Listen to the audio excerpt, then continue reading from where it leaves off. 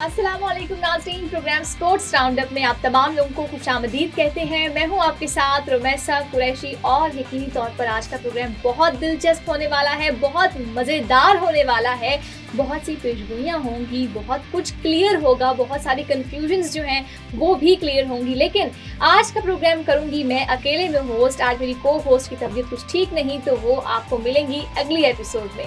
हमारे साथ देने के लिए यहाँ पर बहुत ही ज़बरदस्त मेहमान मौजूद हैं। लेकिन बात करते हैं कि आज हम प्रोग्राम में कौन से टॉपिक्स जो हैं वो ज़्यादा उजागर करेंगे, क्योंकि चैंपियंस ट्रॉफी का इंतज़ार अब ख़त्म होने वाला है और 2025 के लिए जो मुकाबले हैं वो अब शुरू होने वाले हैं। क्रिकेट की दुनिया के 8 बड़े ममालिक आमने सामने होंगे और हर टीम के फैंस की एक ही दुआ होगी कि उनकी टीम चैंपियन बने, उनकी टीम जीते। आज हम करेंगे इस टूर्नामेंट का मुकम्मल तज्ज़िया, टीमों के स्क्वाड्स, अहम खिलाड़ियों, तारीखी हरीफों और इस टूर्नामेंट से बड़ी कुछ दिलचस्प बातों पर बात। और आज मेरे साथ मौजूद हैं हमारे जर्नलिस्ट जो क्रिकेट की बारीकियों को खूब समझते हैं। सर अस्सलाम वालेकुम, आपको खुशामदीद कहते हैं मलिक साहब। वालेकुम अस्सलाम रुमैसा, कैसी हैं आप? ठीक हैं अल्हम्दुलिल्लाह, मैं बिल्कुल ठीक हूँ। कैसे देख रहे हैं आप इस टूर्नामेंट को? सर क्या कहना चाहेंगे, इस टूर्नामेंट को कैसे देख रहे हैं? क्या लगता है कौन सी टीम सबसे ज्यादा मजबूत नजर आ रही है? रमैसा, सबसे पहले तो इस टूर्नामेंट की जो सबसे खास बात है कि इस दफा टूर्नामेंट का मेजबान जो है वो पाकिस्तान। बिल्कुल। और ये सबसे ज्यादा खुशी की बात है। पाकिस्तान के मैदानों में खेलों का लौट कर आना इन पाकिस्तानियों के लिए बहुत बड़ी खुशखबरी था और है। और मैचेस जो है इस दफा बड़े कांटेदार होने जा रहे हैं। टीमें बड़ी भरपूर तैयारी में है। और आपने कहा जी कि सबसे स्ट्रॉन्ग टीम कौन सी है, बतौर पाकिस्तानी तो हम कहते हैं कि पाकिस्तान, लेकिन बाकी टीमें भी बड़ी तैयारियों में है। भारत की टीम बड़ी अच्छी और स्ट्रॉन्ग पेपर्स पे है, इस वक्त मौजूद है। साउथ अफ्रीका की टीम, न्यूजीलैंड की टीम जो है वो भी इस वक्त, इंग्लैंड की टीम, ऑस्ट्रेलिया की टीम, ये सारी टीमें एक दूसरे को बड़ा टफ टाइम देने जा रही है और मुकाबले बड़े जबरदस्त होने जा रहे हैं। बिल्कुल ऐसा ही है। तो सबसे पहले पाकिस्तान पर नजर डालते हैं। इस बार टीम में काफी दिलचस्प कॉम्बिनेशन देखने को मिला है। बाबर आजम, मोहम्मद रिजवान, फखर जमान, शाहीन आफरीदी, नसीम शाह, सब के सब अपनी जगह जबरदस्त खिलाड़ी हैं। लेकिन सबसे अहम सवाल ये है कि क्या ये टीम एक मजबूत यूनिट बनकर परफॉर्म भी कर सकेगी या फिर नहीं? मुश्किल लगता है इस दफा पाकिस्तान की टीम। वैसे पेपर पर तो बहुत अच्छी नजर आ रही है, लेकिन जो खिलाड़ी हैं उनकी जो कारकर्दगी होती है ना, उसमें तसलसल हमें नजर नहीं आ रहा अभी तक। अच्छा, क्या समझ क्यों तो बहुत बड़े जैसे बाबर आजम बहुत बड़ा नाम है, लेकिन कारकर्दगी में तसलसल नहीं है। क्यों हम तसलसल बरकरार नहीं रख पा रहे हैं? यूनिटी, डिसिप्लिन, फेथ, जिन चीजों को हमें फोकस करना चाहिए, जो हमारे कायद ने भी हमें सिखाया, क्या वो हमारी टीम में नहीं नजर आ रहा आपको? नहीं, कोशिश तो इनकी होती है कि डिसिप्लिन भी हो, सारी चीजें हो, लेकिन मैं फिर वही बात करूँ, कारकर्दगी में तसलसल असल में नहीं है। बतौर टीम तो ये ठीक खेल रहे हैं जैसे खेलना चाहिए, लेकिन अभी तक भी जो कारकर्दगी में तसलसल, जैसे बाबर आजम सबसे टॉप पे, बाबर आजम में सबसे ज्यादा उम्मीदें भी बाबर आजम के हवाले से ही सबको होती हैं। फिर रिजवान के साथ बहुत सारी जो है उम्मीदें वाबस्ता है। फखर जमान के साथ जब आपने नाम भी लिया, बहुत ज्यादा उम्मीदें वाबस्ता हैं। लेकिन कारकर्दगी में तसलसल हमें चाहिए। जब तक इन प्लेयर्स की कारकर्दगी में तसलसल नहीं आएगा, तब तक जो है ना वो पाकिस्तानी टीम की जीत के हवाले से एक सवालिया निशान ही रहेगा, कभी जीती कभी हारी। लेकिन मुसलसल जो जीत जो हमें चैंपियंस ट्रॉफी में जो चाहिए होगी, सेमीफाइनल्स तक क्वालिफाई, फिर फाइनल तक क्वालिफाई करने के, वो बड़ा जरूरी है। बिल्कुल, बाबर आजम पर तो सबकी नजरें होंगी। वो दुनिया के बेहतरीन बैट्समैनों में शुमार होते हैं। और अगर बॉलिंग की बात करें तो शाहीन आफरीदी हमेशा एक बड़ा फैक्टर होते हैं, खास तौर पर नई गेंद के साथ। तो क्या आपको लगता है कि इस बार भी वो टूर्नामेंट में पाकिस्तान के लिए एक मैच विनर साबित होंगे? तो वो बिलाशुबा मैच विनर प्लेयर हैं, लेकिन अगर कारकर्दगी दिखा जाएंगे, मैं फिर वही बात करूंगा, जहाँ पे बॉलिंग की बात है, जहाँ पे बैटिंग की बात है, बहुत अच्छी कारकर्दगी वाले ये सब खिलाड़ी हैं, लेकिन तसलसल के साथ अच्छी कारकर्दगी का फुकदान रहा है। पिछले हम कई मैचेस में यही देख रहे हैं। तो पाकिस्तानी टीम को ये चाहिए था कि वो अपनी कारकर्दगी चेंज करते, कारकर्दगी बदलते, ताकि ये जो मसला आ रहा है कारकर्दगी में तसलसल का, ये हल हो जाता, हर खिलाड़ी को ज्यादा से ज्यादा खिलाया जाता। अब कई खिलाड़ी ऐसे हैं जैसे कि अभी आपने नसीम शाह का नाम लिया। नसीम शाह की कारकर्दगी जो है, बड़े अच्छे फास्ट बॉलर हैं, बड़े गुड लुक हैं, सारा कुछ है, लेकिन उनकी कारकर्दगी भी बहुत ज्यादा तसल्ली बख्श नहीं, यानी इनकी एवरेज अच्छी नहीं है। बिल्कुल। उनकी जो ज्यादा विकेट्स हैं वो कमजोर टीमों के खिलाफ है, लेकिन मजबूत हरीफों के हवाले से उनके पास भी अच्छी औसत नहीं है। ठीक हो गया। अच्छा, अगर दूसरी टीमों पर भी नजर डालें तो भारत हमेशा चैंपियंस ट्रॉफी में एक बड़ा खतरा साबित हुआ है और उनके पास रोहित शर्मा, विराट कोहली और बुमराह जैसे तजुर्बाकार खिलाड़ी मौजूद हैं। क्या आप समझते हैं कि भारत की मौजूदा टीम जो है वो चैंपियन ट्रॉफी ले जाएगी, इस दफ़ा उड़ा कर ले जाएगी? क्योंकि 2013 की चैंपियन टीम की तरह मुझे नहीं लगता कि वो इस दफ़ा भी मुझे लगता है कि वो अच्छा परफॉर्म कर सकेगी, बाकी टीम उस तरह से उनको मात नहीं दे सकती है। देखिए, बीसीसीआई जो है वो वैसे एक ताकतवर बोर्ड है, ठीक है, और उन्होंने पाकिस्तान ना आने का फैसला किया था और उन्होंने पाकिस्तान को उनके आगे घुटने टेकने पड़े उनकी बोर्ड की पावर के सामने, और पाकिस्तान जो है अब न्यूट्रल वेन्यू पर भारत के खिलाफ खेलने जा रहा है। वो पाकिस्तान को नहीं मना सके कि वो पाकिस्तान आगे खेले। अगर वो पाकिस्तान आ जाते तो बहुत अच्छा होता, और यहाँ पर जो मैचेस होते उनमें तो हम कह सकते थे कि पाकिस्तान की जो जीत है वो ज्यादा, पाकिस्तान एक स्ट्रॉन्ग टीम होती, लेकिन ये न्यूट्रल वेन्यू पर है तो भारत बिल्कुल एक खतरनाक टीम है। उसके खिलाड़ी रोहित शर्मा का आपने नाम लिया, आउट क्लास खिलाड़ी है, विराट कोहली की तो बात क्या की जाए, वो जसप्रीत बुमराह भी जबरदस्त है। और उनके खिलाड़ियों में एक अच्छी बात है कि वो तसल्सल के साथ जो है वो अच्छी कारकर्दगी दिखाते हैं। उनके पास खिलाड़ी जो है वो बड़ी अच्छे प्लेयर्स हैं। बरल पाकिस्तान की टीम में जिस तरह पहले खिलाड़ी होते थे, जैसे वसीम अकरम एक बड़ा नाम था, शोएब अख्तर एक बड़ा नाम था, उस तरह के वो बॉलर नहीं है जो कि बड़ी टीमें जिनके सामने आते हुए हिल जाती थी। अभी पाकिस्तान के पास वो पेस नहीं है, वो पेस अटैक नहीं है। इसी तरह अगर बाबर आजम आउट हो जाते हैं तो उसके बाद पाकिस्तान फखर जमान के ऊपर वो डिपेंड करता है, फखर जमान जाते हैं तो रिजवान के ऊपर डिपेंड करता है। पाकिस्तान की बैटिंग लाइन में भी वो बात डिपेंड करने वाला काम जब खत्म हो जाएगा तो फिर मामलात आसान हो जाएंगे, क्योंकि जब तक किसी और पर हम डिपेंड करेंगे या जब तक हमें किसी और का सहारा रहेगा तब तक बड़ा मुश्किल हो जाएगा गेम को मैनेज करना। ऐसे ही बिल्कुल सही कह रही है। अच्छा, मुझे मलिक साहब ये बताइएगा कि ऑस्ट्रेलिया, इंग्लैंड, न्यूजीलैंड, इन टीमों के बारे में क्या कहेंगे, खास तौर पर ऑस्ट्रेलिया जो हमेशा आईसीसी इवेंट्स में बड़ा किरदार अदा करती है? देखिए, ऑस्ट्रेलिया की टीम जो है वो बड़ी मजबूत टीम है। ऑस्ट्रेलिया एक ऐसी टीम है जिसकी कारकर्दगी में बड़ा तसल्सल रहता है और बड़े प्लेयर्स उसमें बड़े बड़े नाम है उनकी टीम के अंदर। लेकिन सबसे जो बड़ी बात ऑस्ट्रेलिया की है वो उस ऑस्ट्रेलिया इंग्लैंड जो यानी कि वो टीमें हैं जो हैं तो अच्छी, लेकिन पाकिस्तान की जो मैंने प्लानिंग देखी, चूंकि वो पाकिस्तान में आकर खेलेंगे तो यहाँ की जो पाकिस्तान जो सबसे बड़ा फायदा लेने की कोशिश करेगा वो यहाँ की विकेट का, यानी स्लो विकेट बनाएगा। तो मेरे ख्याल से इस टूर्नामेंट में बहुत ज्यादा जो है वो बैटिंग जो है वो ज्यादा मजबूत उभरेगी बनिस्बत इसके के बॉलिंग के, और लंबे लंबे सिक्सर्स हमें देखने को इस दफा लगता है ज्यादा मिलेंगे, चौके छक्के ज्यादा मिलेंगे। तो ऑस्ट्रेलिया की जो टीम है अगर वो सेट हो जाती है ना, अगर वो सेट हो गई तो वो बहुत मतलब वो अपसेट कर सकती है और फाइनल तक बड़ी आसानी से जा सकती है, क्योंकि उस टीम में सारी सलाहियत मौजूद है। अगर उन्होंने एक दफा अपने आप को सेटल कर लिया पाकिस्तान की पिचेस पे तो बहुत अच्छी कारकर्दगी उनके पास। बिल्कुल, आपकी मैं बात से जो है वो एग्री करती हूँ। लेकिन अब बात करते हैं चैंपियंस ट्रॉफी के फॉर्मेट के बारे में और कुछ शेड्यूल के हवाले से। एज यू नो कि चैंपियंस ट्रॉफी का फॉर्मेट हमेशा बहुत खास रहा है क्योंकि यहाँ गलतियों की गुंजाइश कम होती है। 8 टीमें, 2 ग्रुप्स और हर टीम को सिर्फ 3 मैचेस मिलेंगे और इसके बाद सीधा सेमीफाइनल। अच्छा, यहाँ सबसे अहम बात ये होगी कि कौन सी टीम जो है वो आगाज में अच्छा खेलती है, क्योंकि यहाँ ग्रुप स्टेज में 1-2 मैच हारने का मतलब सीधा बाहर हो जाना है। तो आपके ख्याल में कौन सी टीमें ग्रुप स्टेज में सबसे ज्यादा मुश्किलात में नजर आ सकती हैं?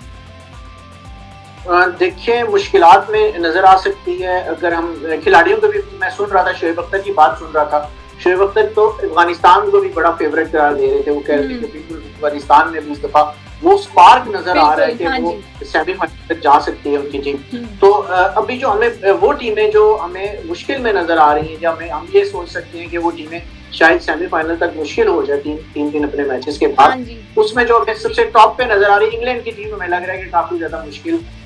तो बांग्लादेश की टीम इस दफा बहुत अच्छी करती है और बांग्लादेश की टीम इस दफा अपसेट करने की काफी ज्यादा उसमें नजर आती है। अफगानिस्तान और जो बांग्लादेश की टीम है इस दफा हमें बिल्कुल उनको हल्का नहीं लेना चाहिए। लेकिन जो ज्यादा मसाइल में, क्योंकि एशियन टीम है, फिर भी एशियन जो है यहाँ पर क्योंकि बहुत ज्यादा खेलती हैं, तो एशिया की जो आबो हवा है या एशिया के जो माहौल है उसके साथ ज्यादा अमांग होती है, तो एशियन टीम्स का ज्यादा चांस है ऊपर जाने का बनिस्बत दूसरी टीमों के। आपके कहने का मतलब है कि मतलब वो उस माहौल से आ रहे हैं, सख्त माहौल से यहाँ आ रहे हैं, तो उनके लिए खेलना जो है वो आसान ही होगा।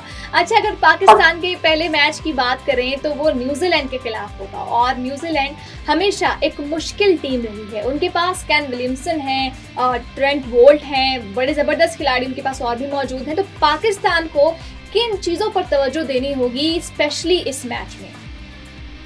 देखिए, पाकिस्तान को सबसे ज्यादा तवज्जो जो है ना वो अपनी बैटिंग लाइन पर देनी होगी। पाकिस्तान का इस वक्त जो सबसे बड़ा मसला आ रहा है वो बैटिंग का ही आ रहा है। बॉलिंग भी हम कह सकते हैं, लेकिन फिर भी पाकिस्तान के पास बॉलर ऐसे हैं जो मैं उनको आउट क्लास नहीं कहता, बहुत अच्छे पाकिस्तान के पास बॉलर नहीं कहता, लेकिन अच्छे सीमर्स हैं, अच्छे पेसर्स हैं। वो फिर भी थोड़ा सा बॉलिंग एज पाकिस्तान का मुझे बनिस्बत बैटिंग के ठीक रहता है। पाकिस्तान की जब बैटिंग कोलैप्स करती है तो एकदम सारी बैटिंग कोलैप्स कर सकती है। और पाकिस्तान के इस दफा ओपनिंग के ऊपर बहुत सारे सवालिया निशान हैं, क्योंकि एक स्पेशलिस्ट ओपनर फखर जमान तो मौजूद है, दूसरे स्पेशलिस्ट ओपनर का अभी तक हमें समझ नहीं आ रहा कि ये क्या करने जा रहे हैं। सब बाबर आजम का नाम ले रहे हैं, लेकिन अभी आपने पिछले मैच में देखा कि बाबर आजम नहीं चल सके।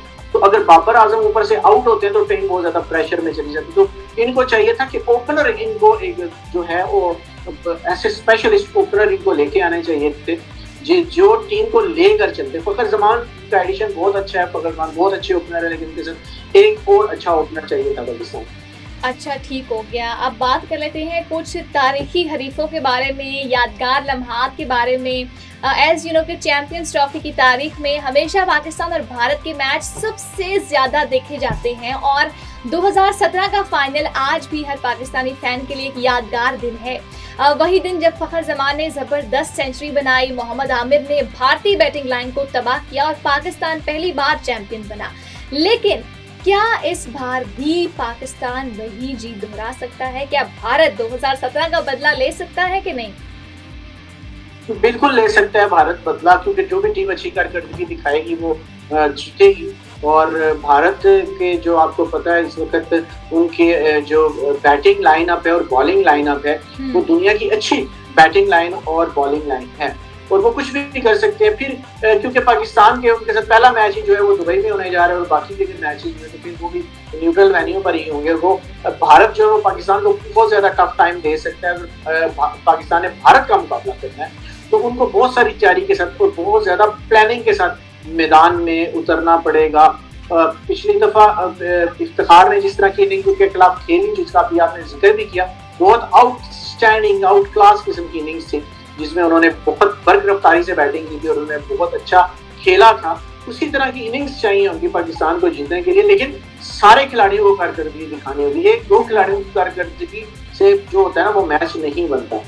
बिल्कुल।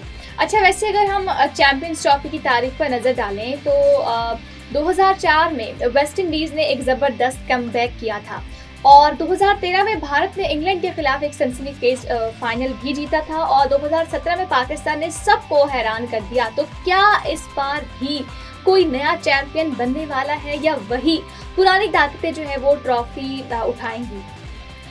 देखिए, इस दफा टीमें बहुत ज्यादा मेहनत के साथ आ रही है। बांग्लादेश बहुत अच्छा जा रहा है। बांग्लादेश की कारकर्दगी अगर आप देखें तो बहुत अच्छी जा रही है, बल्कि इस दफा उसको पाकिस्तानी टीम से भी बेहतर टीम करार दिया जा रहा है। तो बांग्लादेश जो है वो अच्छा खेल के ऊपर आ सकता है बड़ी आसानी के साथ। अफगानिस्तान की टीम अच्छी कारकर्दगी दिखा रही है, शोएब अख्तर भी उनसे बड़े पूरे उम्मीद हैं, और उनका भी यही कहना है कि वो अच्छा यानी सेमीफाइनल तक जा सकते हैं। तो सेमीफाइनल तक जाके पता आगे भी चले जाए। तो बहुत सारी टीमें इस दफा बिल्कुल अपसेट करने के चांसेस में हैं और बहुत कुछ हो सकता है। अच्छा, मैं यहाँ पर एक बड़ा दिलचस्प मौजू आपके साथ जो है वो शेयर करने जा रही हूँ। चैंपियंस ट्रॉफी की बात हो और क्रिकेट फैंस का जुनून ना हो, ये तो बिल्कुल भी ऐसा पॉसिबल नहीं कि ना हो। हम सब जानते हैं कि जैसे ही कोई बड़ा टूर्नामेंट करीब आता है, लोग सबसे ज्यादा किस चीज़ की डिमांड करते हैं? आप कुछ गेस कर सकते हैं? जी, मेरे ख्याल से पासिस, वो हमसे तो पासिस मांगे जाते हैं, टिकट्स मांगे बिल्कुल जाते हैं। बिल्कुल, जी हाँ, एग्री। टिकट्स की बात होती है। क्रिकेट का ऐसा कल्चर है कि लोग अक्सर हम जैसे सहाफियों से और माहिरीन से यही कहते हैं, बस हमें पासिस दिलवा दें। आपको भी इस तरह की रिक्वेस्ट आती है, क्या कहना चाहेंगे? ये कल्चर कैसा है? बिल्कुल आती हैं, वो बिल्कुल कह रहे होते हैं कि पासेस करते हैं। असल में जो स्पोर्ट्स जर्नलिस्ट जितने भी हैं वो जाहिर बात है वो वहाँ जा भी सकते हैं, उन्होंने कुछ ना कुछ इस हवाले से एक्सेस की होती है। लेकिन अब मसला ये है कि ये जो पासेस कल्चर है ना वो बहुत ज्यादा जो है वो मतलब आप इसको ये देखें कि जो पाकिस्तान में जो सरकारी ऑफिसर्स होते हैं उनको भी कोटा दिया जाता है कि वो इतने के टिकट ले सकते हैं, सरकारी पैसे से टिकट लेते हैं, वो भी पासेस नहीं चले जाते हैं। इस दफा मैं आपको एक खबर देने जा रहा हूँ कि इस दफा लाहौर में जो सीटीओ लाहौर है उनके लिए एक अलग से बॉक्स पूरा बनाया गया।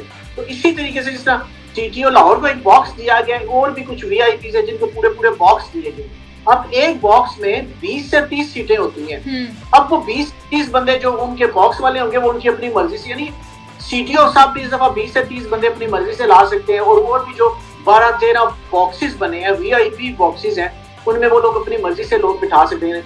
यानी अगर आप 10 बॉक्सेस भी और 30 बंदे भी आ सकते हो तो आप हिसाब लगा 250 बंदा तो इसी तरह एडजस्ट हो जाता है। बिल्कुल। तो ये एक वीआईपी कल्चर है, और इस वीआईपी कल्चर को आपको पता है हमारे मुल्क में मौजूद है। इसी को देखते हुए लोग फिर जो है वो भी कहते हैं जी हमें भी फ्री मिले और हमें भी फ्री मिले।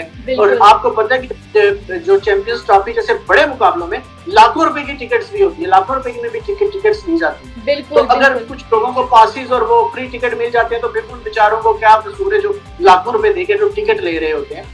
तो ये इंतजामिया को जरा इस पॉलिसी को जरा नजरसानी करनी पड़े। हालांकि इस दफा मैंने सुना था डीसीओ जो लाहौर उन्होंने कहा है कि वीआईपी कल्चर नहीं चलेगा, एक बड़ी खुशाइन बात है। तो ये जरा वीआईपी कल्चर और ये इस तरह के पासिस बिल्कुल या तो रखें तो फिर सभी को फ्री करें, कुछ लोगों को फिर फ्री करके और उनको वीआईपी करार देकर टिकट दे देना और पासिस दे देना, ये तो बड़ी अजीब सी बात है। बिल्कुल ठीक कह रहे हैं, ये भी क्रिकेट का एक दिलचस्प पहलू है। बड़े मैच के लिए जो है टिकट्स लेना भी किसी जंग से जो है वो काम नहीं है। बिल्कुल लाइनें लगी होती हैं। बिल्कुल ऐसा ही मुझे पता लगा था कि जो आउटलेट से मिल रहे थे ना ये क्या कहते हैं, मैं नाम नहीं लूंगा क्योंकि चैनल से हम लोग नाम नहीं लेते, जो कोरियर एक सर्विस है उनके आउटलेट्स के ऊपर जाकर वो ले, तो वहाँ पे भगदड़ मची हुई थी, लाइनें लगी हुई थी, लंबी लाइनें लोग ले रहे थे। तो ये चाल होती है, बिल्कुल सही कह रही है। बिल्कुल, आपका बहुत शुक्रिया, आपने हमें अपना कीमती वक्त दिया और बहुत सारी जो है वो कंफ्यूजन्स दूर की हैं, कुछ नए आपने हमें चीज़ें भी बताई हैं। बेहद शुक्रिया आपका, आपने टाइम दिया। बहुत शुक्रिया। नाज़रीन, आज की गुफ्तगू बहुत दिलचस्प रही, लेकिन बहस अभी भी ख़त्म नहीं हुई। चैंपियंस ट्रॉफी हमेशा सरप्राइज से भरी होती है और इस बार भी कुछ बड़ा होने वाला है। लेकिन सबसे बड़ा सवाल ये है कि क्या पाकिस्तान इस बार दोबारा चैंपियन बन सकता है? क्या टीम में वही जान नज़र आ रही है जो पहले थी? आप भी हमें अपनी राय दें, कमेंट्स में बताएं कि आपके ख्याल में इस बार चैंपियंस ट्रॉफी कौन जीतेगा और कौन होगा सबसे बड़ा विनर। ये था क्रिकेट का एक हमारा ज़बरदस्त सा प्रोग्राम स्पोर्ट्स राउंडअप का, और हमने बात की टीमों की स्ट्रेटजीज पर, मुमकिन फाइनल की पेशगोइयों पर। तब तक के लिए अल्लाह हाफिज़, और याद रखें कि ये सिर्फ क्रिकेट नहीं है बल्कि ये एक जुनून है। स्पोर्ट्स राउंडअप देखने का शुक्रिया, फिर मिलते हैं एक नई एपिसोड के साथ।